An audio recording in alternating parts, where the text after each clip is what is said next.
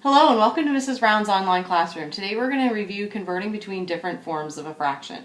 So we're going to start with a mixed number and we want to convert it to a fraction greater than 1. Now you may be familiar with the term improper fraction, and I actually don't use the term improper fraction because that implies that there's something wrong with it, and there isn't. So when I use it I talk about fractions greater than 1s, but they are the same thing. So as you take a look, what are we really doing? Well, we're starting out with 3 wholes and 1/4. And if you imagine this is something like, a pie, and each person is going to get 1/4 of a pie, well, you want to know how many servings you're going to get. So in order to figure that out, you need to convert these whole parts into fractional parts. So we're going to split each one into fourths. And each one of those whole numbers, or those whole pies, splits into 4/4. So we have 4/4 plus 4/4 is 8/4. That gives us 12/4 plus one more is 13/4. Well, realistically, we're not going to want to make a picture every time that we have to do something like that, especially if we have unfriendly numbers. And so our shortcut for this is saying each of those whole numbers is going to turn into 4/4. So if we do 3 times 4, that gives me 12/4, and then I add it to the 1/4 I already have, which gives me 13/4. And so when I convert it, this is going to be my answer. Let's take a look at one more. This time I want to convert into thirds, and I want to see how many 1/3 size pieces I have.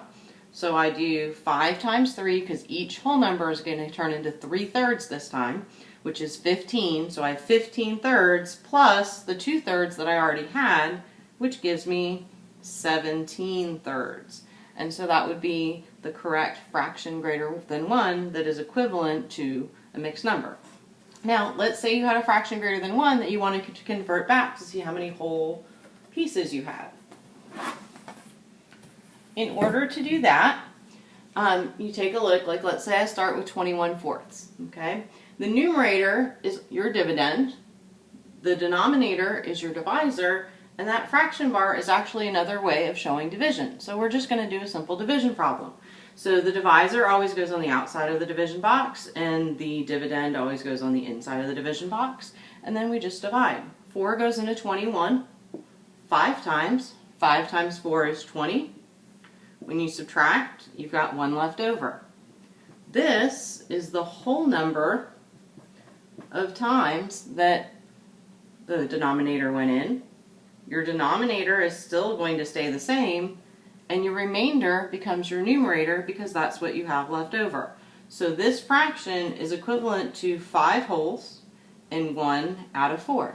If we take a look at one more example, okay,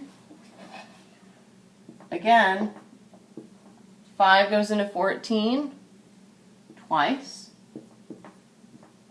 You've got 4 left over, so it goes in 2 whole times, and you have 4 out of 5 remaining. I hope this helps, and I'll see you next time.